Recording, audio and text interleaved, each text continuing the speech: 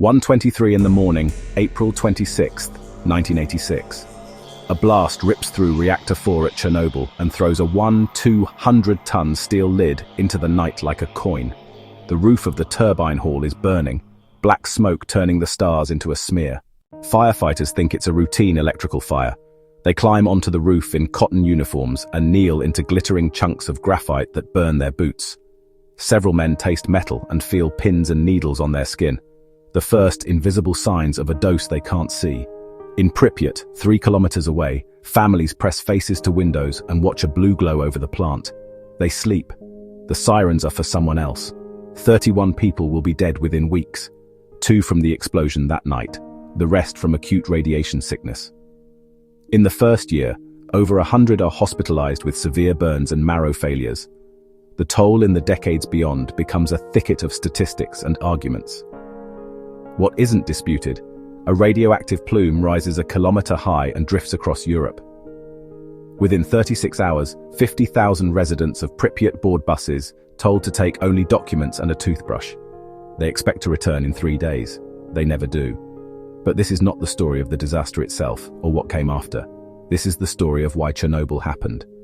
To understand the why, you start with a machine that was never meant to fail safely, the RBMK. It was a uniquely Soviet reactor, big, cheap to build, capable of online refueling, and useful for producing electricity and plutonium. It was also born with a vice nobody advertised. Under certain conditions, it became more reactive as cooling water boiled off. In 1986, there were 26 RBMKs running across the USSR. None had a Western-style containment dome. It saved money. It made refueling easier. It left nothing between a runaway core and the open air. And then there were the control rods, tipped with graphite displacers that, on insertion, shoved water out of the channels and momentarily spiked reactivity before the boron could bite it down.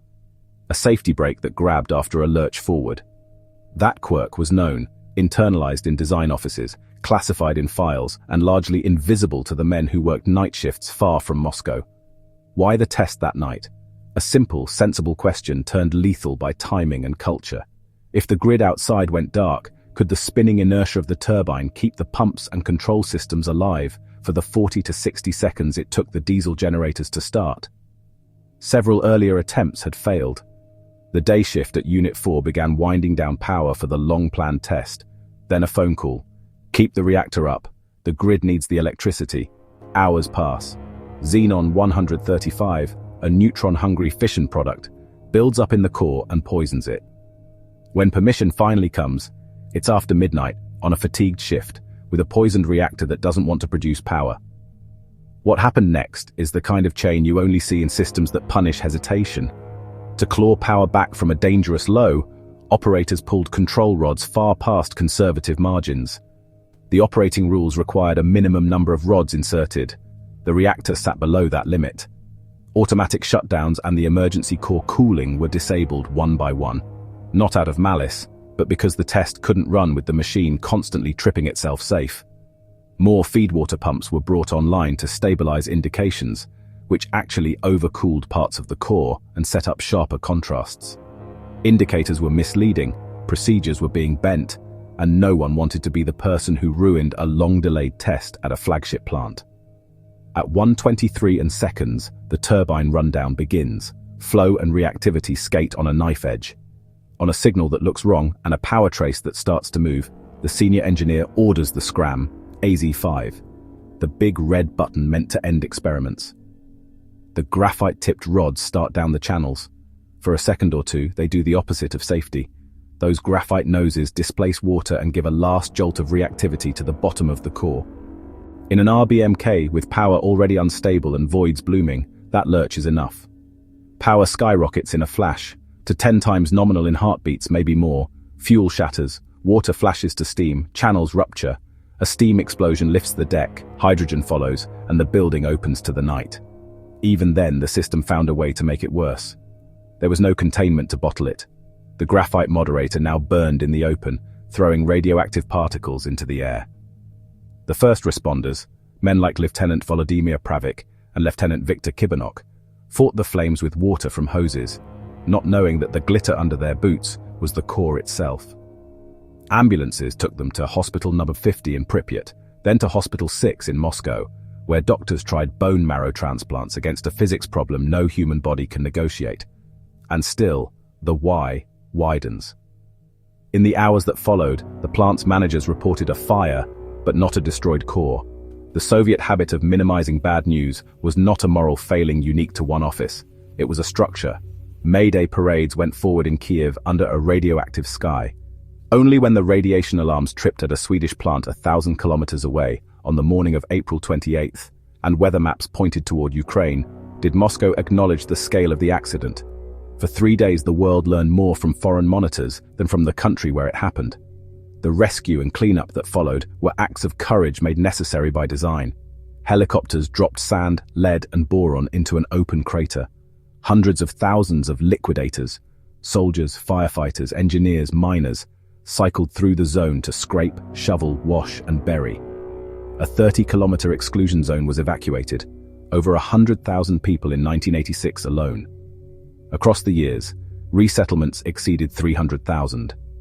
The release is often described, imperfectly but starkly, as hundreds of times the radioactive material of Hiroshima, with key isotopes like iodine-131 and cesium-137 contaminating land across Ukraine, Belarus and Russia. Farms closed. Forests became silent. A Ferris wheel in Pripyat, built for a holiday that never came, rusted into an icon of absence. Chernobyl was not only a reactor accident, it was an X-ray of a system. A reactor type with dangerous feedback concealed behind classification. A safety culture that prized production quotas and obedience over skepticism and pause. A bureaucracy that delayed a test for the grid and then punished the people who ran it. A design that saved money by skipping the one structure that could have kept the worst inside, a containment building. And when the worst did happen, a reflex to deny and delay that turned a bad day into a historic one. The numbers carry their own weight. 26 RBMKs in service at the time, 31 dead in the immediate aftermath, hundreds of thousands displaced. A 30-kilometer circle on the map where families left teacups on tables and never came back. The economic toll ran into the tens of billions. The political toll was harder to count. Trust evaporated. In 1989, the world's nuclear operators formed a new club, a self-policing network to share warnings fast, because no one wanted Chernobyl to be a synonym for their country. Western regulators tightened rules. Some nations hit the brakes entirely. Italy voted in 1987 to abandon nuclear. Germany's politics bent decisively toward exit. Projects across Europe were cancelled or slowed. The Soviets eventually armored the wound in concrete. The first sarcophagus in 1986, then decades later, a new steel arch slid into place, a cathedral of engineering built to cover a cathedral of failure. The RBMK fleet was modified. More absorbers, faster rod insertions, procedural limits, a narrowed operating envelope, all admissions written in steel that the design had been wrong as built. But those fixes came after the fact. They always do. So why did Chernobyl happen? Because a reactor that could run away was paired with a culture that could not say stop. Because classified memos outweighed candid briefings. Because a test for a blackout was forced into the hour when a reactor was least stable. Because the cost of a concrete dome was counted, and the cost of not having one was left to the future. Because in that system, paper triumphs were more valuable than inconvenient truths. The impact didn't end with the fire. It changed how the world talks about nuclear power. Not just its physics, but its politics. The lesson is not that atoms are uniquely vengeful. It is that technology without transparency will always find the weakest link. At Chernobyl, that link snapped at 1:23 in the morning, and the night lit up to show everyone what it looks like when a state outruns its own honesty.